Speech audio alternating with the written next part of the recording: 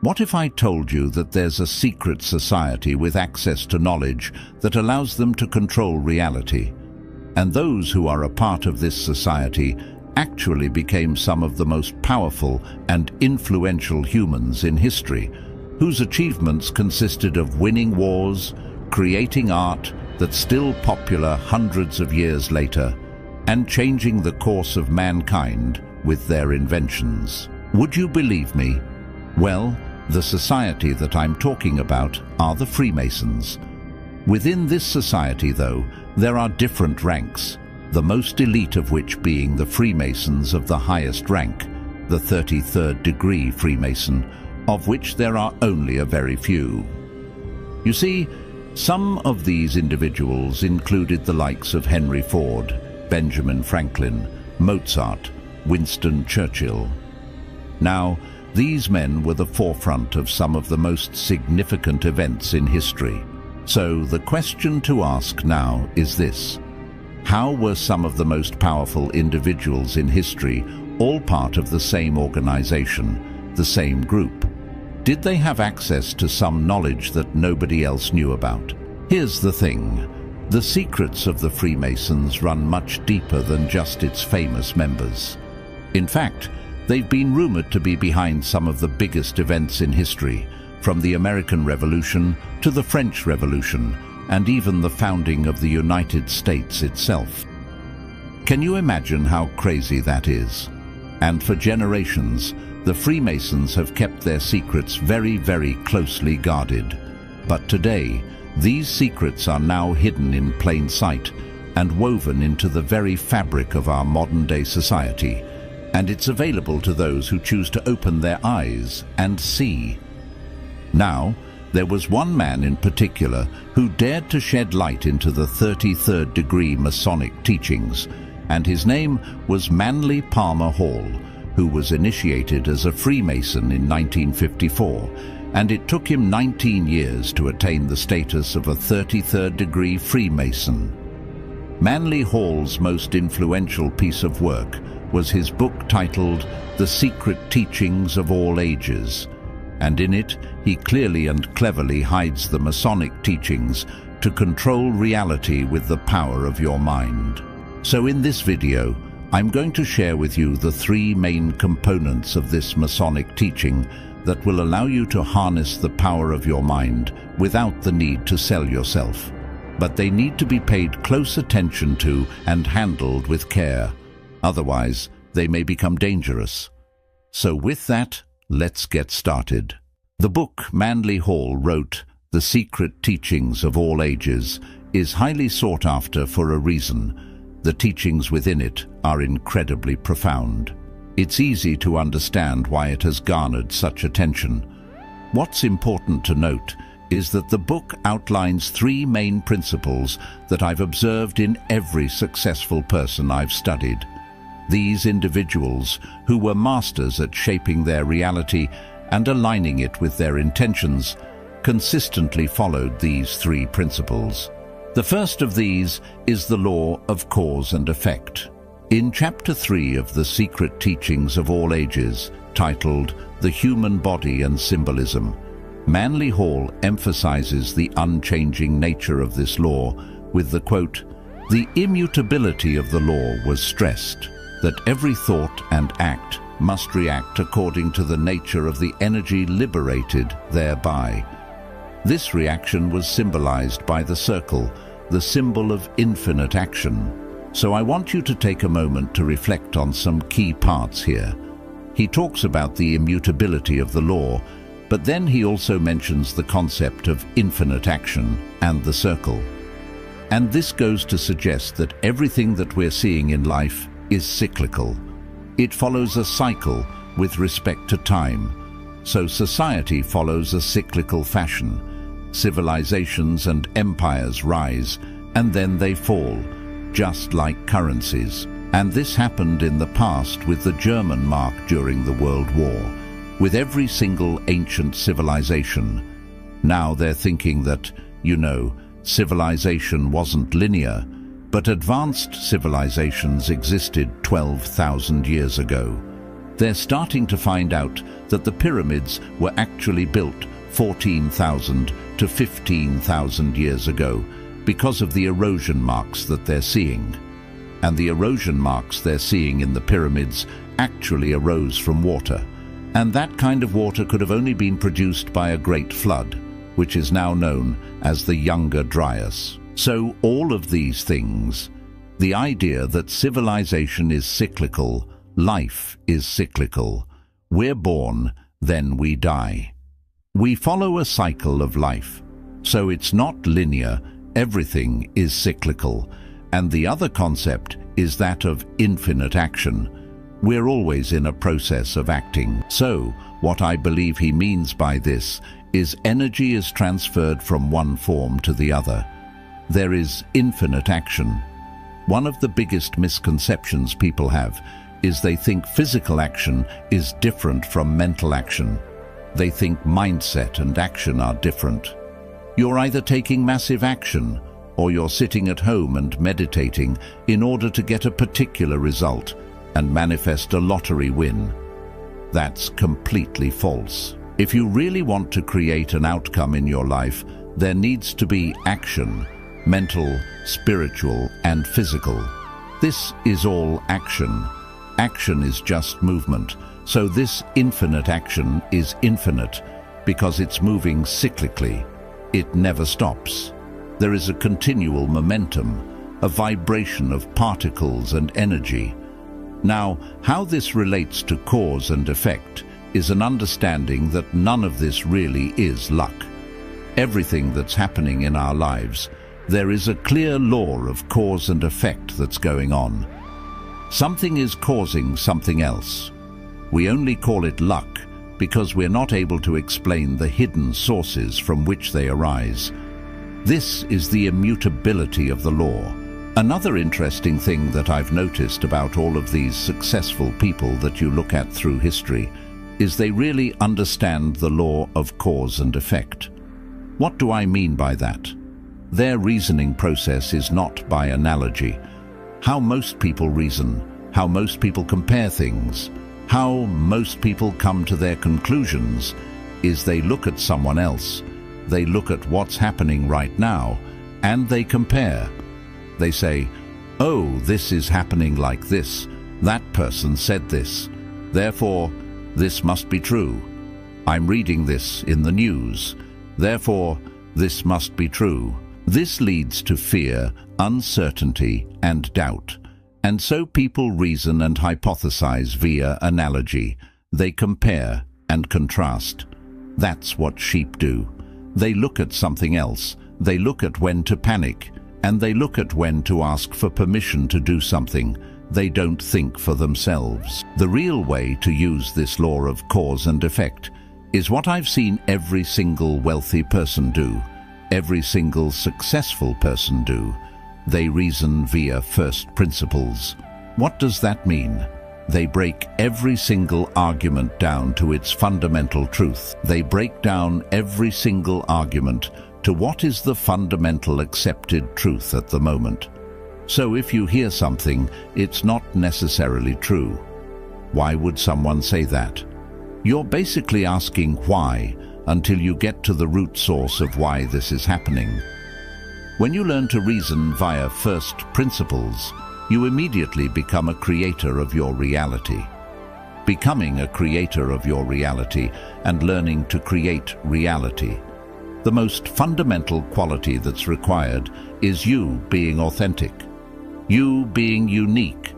You're not following someone else's path. The moment you start to compare with someone and contrast with someone, you say, oh, this person's running ads and this person's doing YouTube, therefore I should do it, therefore I should do that. No. What's your own unique path? Can you reason via first principles why one method would work and why one wouldn't? When was the last time you just took some time to sit down and think about why things are the way they are? You haven't, right? So a lot of people don't do that. They don't sit down and really think about why things are the way they are. The key thing is, you have to understand this first law. You have to understand what the real causes are. What are the hidden causes that are causing all the effects that we're seeing? Everything that you see manifested in physical reality is but an effect.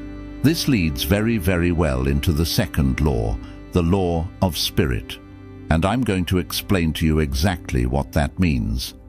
The second law that is absolutely crucial to understand if you want to be a creator of your reality is the law of spirit that he talks about in the book.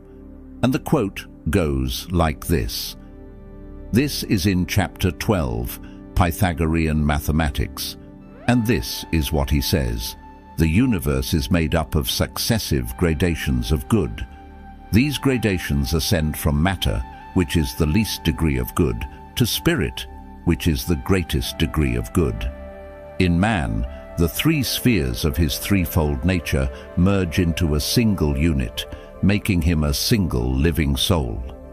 The importance of this quote is as follows. I believe this comes from Hermetic teachings, where Hermes Trismegistus, known as the greatest god of all time, who existed 5,000 years before the Common Era, I believe, in the Emerald Tablet talks about the three different planes of existence. He talks about how the least and most gross form of existence is the physical dimension. A level above that is the mental dimension. And the third level above that is the spiritual dimension. Hermes was known as Hermes Trismegistus, and Trismegistus translates to thrice greatest, meaning he's mastered all these three planes of existence. Manly Hall says how the least degree of good is matter, and the greatest degree of good is spirit.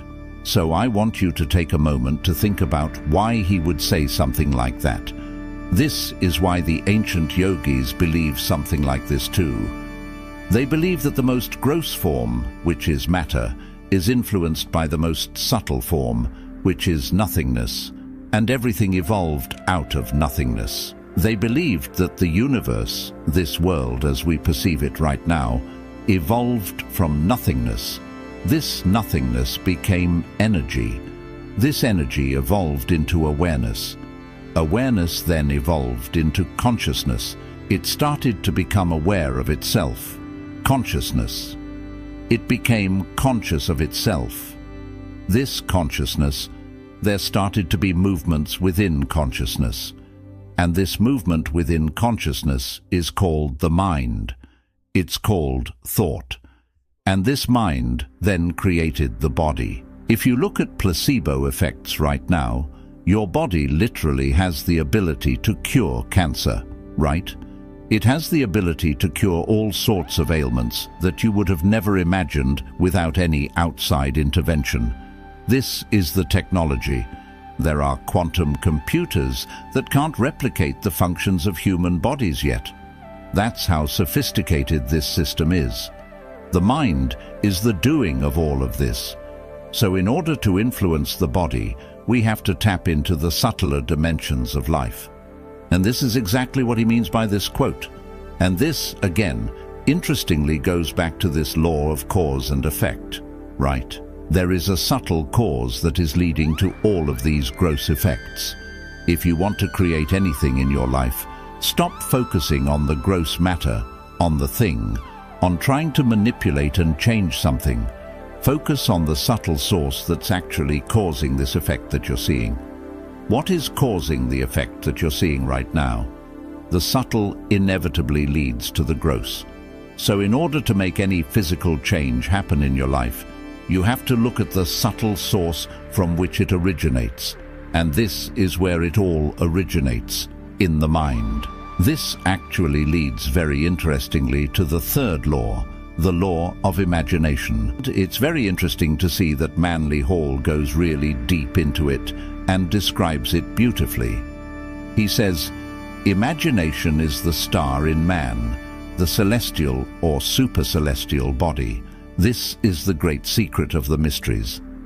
Imagination is the divine body in every man, the divine principle or idea by which each creature is begotten. And this is in chapter 25, the Pythagorean theory of music and color. Now, I want you to take a moment to reflect on this. Why does he call this the star in man? Why does he call this the celestial or supercelestial body? I believe this is the subtlest as the most subtle will get. And imagination is the power that runs everything. Einstein prized imagination. He said, "Imagination is the only thing that truly governs this world." And I believe that's why Hall describes this as the celestial or super-celestial body. The highest of them all, the greatest star that could ever exist. Another man who always talks about imagination is a person by the name of Neville Goddard. He was a 19th century philosopher, and Neville Goddard mentions imagination and awareness to be the most powerful of them all. And remember, in principle number 2, I talked about the concept of awareness and how the yogis believed that that's how it evolved. From nothingness to energy, to awareness, to consciousness, mind and body. Awareness in conjunction with imagination has the power to completely rule your life. The only form of visualization, though, that becomes very, very powerful is creative visualization. Now, there's a reason why they talk about imagination, because imagination has connotations of creativity. Creativity connotes the heart. If you simply picture something in your mind's eye, it has no effect. You're simply picturing. There's a difference between imagining and picturing. Neville Goddard always talks about visualizing, thinking feelingly. So when you visualize creatively anything that you want in your life, and you project it in your mind's eye, then you're automatically invoking two of the most necessary components of manifestation and reality creation. This involves the heart and the mind. In everything that you do, both your heart and mind, if they're in a single congruent line. For example, let's say you want a job, and you really feel good about getting that job, and it makes you feel great, then the probability that you will get that job is a lot higher. If you want to grow your business revenue, if you think about it and you feel the associated feelings of what it would be like to get that job, and you live from the end, the probability that you will get it is a lot higher. Because now you're manipulating the subtler dimensions of energy, which is what I believe every single successful person, every single one of these Freemasons that you've seen, that's what they do so effectively. So if you practice creative visualization for the next 30 days, you will begin to see changes happen in your reality like never before. What Neville Goddard talks about is practicing creative visualization as you fall asleep before bed every single night. This also invokes your subconscious mind to completely absorb it. So your conscious and the subconscious mind, again, the mind and the heart, when they work in conjunction with each other, only then do you unlock the power of reality creation. So, this is what I want you to do for the next 30 days. Pick one goal that you want to create in your life, that you want to accomplish. It could be something really big, or it could be something really small. Don't judge it. Don't make it too unrealistic, obviously, but lean over the edge without falling off. What does that mean? Make it large and somewhat believable, but also somewhat uncomfortable outside of your comfort zone. The thing that you want that will set your heart free, so that you feel completely resonant with it. Pick that goal and visualize different instances of that goal being achieved. What does your life look like after that goal has been achieved? And do that as you fall asleep every single night.